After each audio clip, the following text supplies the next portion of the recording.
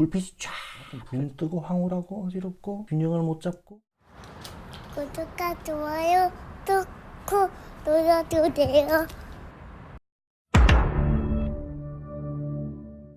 안녕하세요 여러분, 오늘도 반갑습니다. 담배에 대해서 좀 얘기를 해볼까 하는데요, 우리나라에 아직까지 흡연율이 높은 편이라고 합니다. 담배 저는 끊었습니다. 많은 분들이 정말 하루에 2갑씩 피웠다, 뭐 1갑 이상 꾸준히 한 20년간 피웠다, 이런 분들이 지금도 많으시죠. 그런 분들이 담배를 끊는 사례를 얘기를 들어보셨을 겁니다. 저 또한 그런 케이스 중에 하나고요. 담배를 제가 끊을 때 어려웠느냐?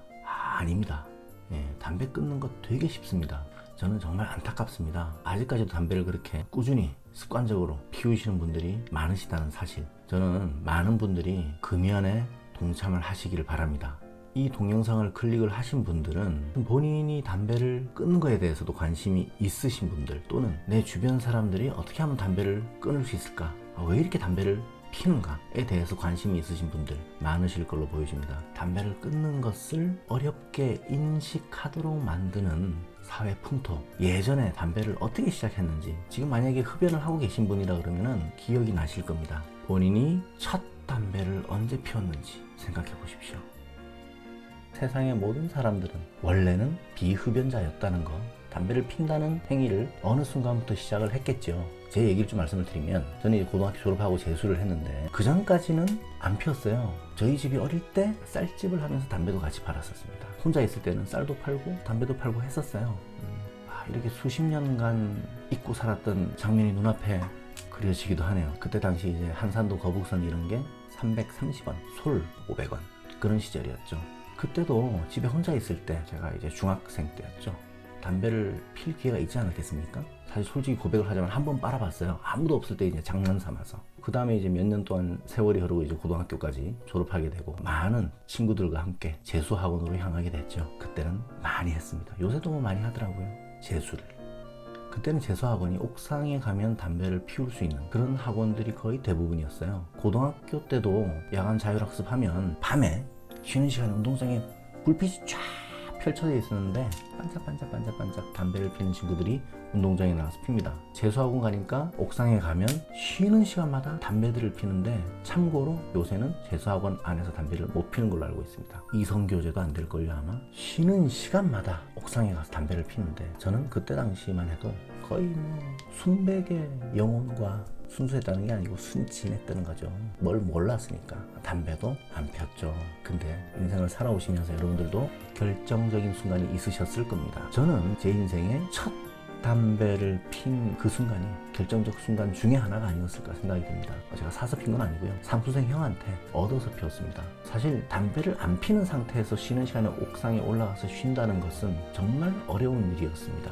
옥상에 올라가면 다 담배를 피우고 있었으니까, 여하튼 저도 성인이니까 이제 피워도 되겠다, 다들 이렇게 피우는 거 보니까 뭔가 정서적으로나 뭐 여러 면에서 도움이 되나 보다, 뭐 이렇게 생각을 했어요. 그때는 어떤 분위기였냐 하면, 길거리에서 담배를 피거나 택시를 타고 피는 거는 다반사, 버스를 타고 가면서 기사분도 피우고 승객도 피우고 뭐 저도 피우고, 지하철 기다리면서 지하철역 안에서도 피우고, 담배 꽁초는 바닥에 문질러서 버리고, 전철을 타요. 그럼 이동 중에 전철 안에서 담배를 피울 수 있고, 대학을 가면 대학 캠퍼스에서 어디든지 담배를 피우고, 벤치 같은 데 앉아서, 대학 강의실 안에서 교수님도 가끔 피우는 분도 계시고, 강의 중에, 이런 문화였습니다. 요새 생각해보면 너무나 다르죠. 그러니까 저도 거부감 없이 삼수생 형이 한 대 피워볼래? 거북선, 맨솔.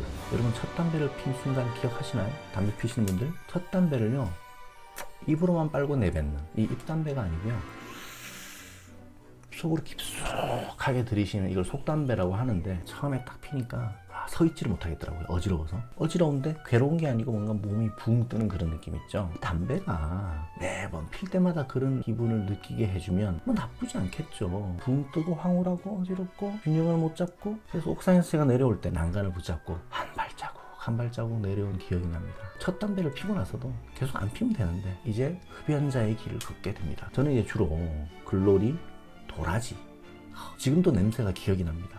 역했어요. 그렇게 시작을 해서 담배를 피게 되면, 여러분 담배를 안 피시는 분들은 잘 모르겠지만, 처음에는 내가 오늘 하루 담배를 몇 개 피는지 나름 계획적으로 피는 경우가 많았어요. 아침 식사, 점심 식사 이후, 저녁 식사 이후 3개, 응가할 때 자기 전에 아침에 일찍 일어나서 이렇게 몇 개냐, 한 6개, 5개 되네요. 그래서 목표를 5개 안으로 피워야지. 저는 그랬었어요. 그리고 이제 서로 물어보죠. 너 오늘 몇 개 비 피웠냐? 뭐 이런 거 물어봅니다. 한 갑에 20개가 들어있습니다. 시간이 지나면 몇 개가 남았지? 그걸로 이제 몇 개를 피웠는지 생각을 하게 되고, 어느 순간이 지나면 몇 개를 피는지도 생각 안 하게 됩니다. 그 정도 되면 담배를 처음 피웠을 때의 그 약효, 속담배를 피웠을 때 폐에 연기가 흡수되면서 느끼는 그런 붕 뜨는 일종의 쾌감, 그거 없어지게 되죠. 그냥 핍니다. 어떤 의사 선생님은 담배는 빨아들여서 내뱉는 연기를 보는, 시각적으로 중독되는 게 크다. 그래서 시각장애인은 담배를 많이 피지 않는다. 뭐 이렇게 얘기를 하는데, 제가 찾아보니까 시각장애인 분들도 담배 많이 피시더라고요. 그래서 그분은 뭐 좀 이상한 정보를 저한테 주셨어요. 담배 누가 한 개 피 달라 그러면 진짜 길거리에서 모르는 사람한테 한 개 피 얻어 피워도 별로 그렇게 거부하지 않고, 담배 인심이라고 하는 게 굉장히 후했습니다. 계속 담배 가격이 오르고, 제가 끊을 때는 한 갑에 2,500원 하던 시절이었어요. 한 개 피에 125원. 지금 유튜브에서 담배 찾아보니까 액상형 전자담배 사용 중단해야 정부 강력 권고. 아니 몸에 해로운 걸 뻔히 아는데 무슨 강력 권고입니까? 그냥 판매 금지시키면 되지. 죄송합니다, 흡연자 여러분. 저는 비흡연자이기 때문에 이런 얘기를 하네요. 미국 등 주요국 액상형 전자담배 잇따라 금지. 술자리 1호가. 근데 좀 이상한 게 왜 액상형 전자담배만 이러지? 세금을 잘 안 냈나? 요새는 술집 안에서도 당연히 못 피게 되는 걸로 됐어요. 근데 예전에는 술집, 음식점, 금연하는 곳이 거의 없었습니다. 90년대 이럴 때. 점점 이제 금연실을 따로 마련해 두거나, 식당 같은 경우는 식당 앞에서 피게 하거나. 사실 식당 앞에서 피는 것도 여러분들이 모여서 피면 안 피는 사람 옆에 있으면은 피해를 볼 수밖에 없습니다. 흡연자 여러분, 계속 피신다고 하면 정말로 안 피는 분들한테 피해를 주지 않았으면 좋겠습니다. 인간이 참 간사한 게, 제가 비흡연자가 되다 보니까 담배 연기가 너무 싫습니다. 예전에는 술집에서 술 한잔 하는 경우에 담배 피잖아요. 술 먹으면서 담배 핍니다. 그러면 앉은 자리에서 한 갑 정도는 우습게 핍니다, 혼자서. 그러니까 점점 늘어나서 하루에 한 갑 이상 피는 거는 일반화가 된 거고요. 흡연량이 늘다 보면 응가할 때 한 개 피가 아니라 2개 피, 밥 먹고 나서 2개 피 늘어나게 돼요. 예전에 이제 학생 때 돈이 없어도 하루에 한 갑 정도는 꾸준히 샀던 기억이 납니다. 자취방에서 이제 담배가 떡 떨어지면, 이게 좀 추한 얘기인데, 잿더리에다가 담배를 끌 때 침 같은 걸 뱉어서 꺼요. 그러면 이제 그런 게 막 잿더리 붙어 있습니다. 침이 마르면서 이제 딱 접착력을 갖게 되는 거죠. 예전에는 이 담배가 이렇게 있으면은 필터가 요 정도 있죠. 그럼 필터 길이 남기고 요 정도만 피워라. 처음엔 다 그렇게 핍니다. 근데 이제 시간이 지나면 지날수록 아까운 거예요. 이거 왜 버려야 돼? 이러면서 쭉 빨다가 심지어는 필터까지 빠는 경우도 있죠. 요 정도 남기거나 해가지고 끈 몇 개가 남아 있어요. 그럼 그거를 이제 다 주워다가 꾸깃꾸깃 꺼져 있는 담배를 쫙 펴가지고 가늠이 되죠. 한 3-4모금 정도는 빨 수 있겠다. 참 찌질했죠. 근데 그때는 학생들이 다 그렇게 살았어요. 자, 이렇게까지 꼴초였어요. 사실 담배를 끊게 되면 건드리지 마. 사실 담배를 끊게 되면 안 좋은 점이 몇 가지가 있어요. 분명히 있습니다. 근데 좋은 점이 엄청 많습니다. 근데 유튜브에 왜 액상담배밖에 없냐? 흡연 치니까 바로 나오는 게 40년간 노출된 폐, 간접 흡연도 치명적. 건드리지 마. 아빠가 이거 보러 왔어? 그랬어요. 건드리면 안 돼. 다지. 건드리면 절대 안 돼.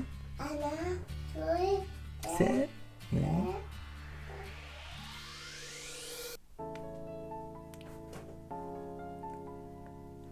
적을 알아야 백전백승. 흡연에 대한 오해와 진실. 음주 중 흡연. 위에 얼마나 나쁜 영향을 미칠까. 북한 김정은 시도 때도 없이 흡연. 간접 흡연의 무방비인 초중고 통학로. 이런 데서 피지 말아야지. 층간 흡연. 오죽했으면 층간 흡연. 집안에서 담배를 피시는 분들이 굉장히 예전에는 많았었는데, 이제 아파트 베란다 나가서 피운다. 집안에서는 못 피운다. 뭐 이런 분들도 등장을 하게 되고, 비흡연자 입장에서는 저층에서 담배를 핀 냄새는 인지가 돼요. 담배를 끊어야 되는 이유, 그다음에 담배를 100% 끊는 방법도 계속 얘기를 할 거니까 청취를 해주시고요. 재미가 있으셨거나 참고가 되시거나 도움이 되셨다 그러시면 구독, 좋아요 꼭꼭 눌러주십시오. 구독과 좋아요 꾹꾹 눌러주세요. 다음 시간에는 담배를 반드시 끊어야 되는 이유, 담배를 확실히 끊을 수 있는 방법 알려드리겠습니다. 감사합니다.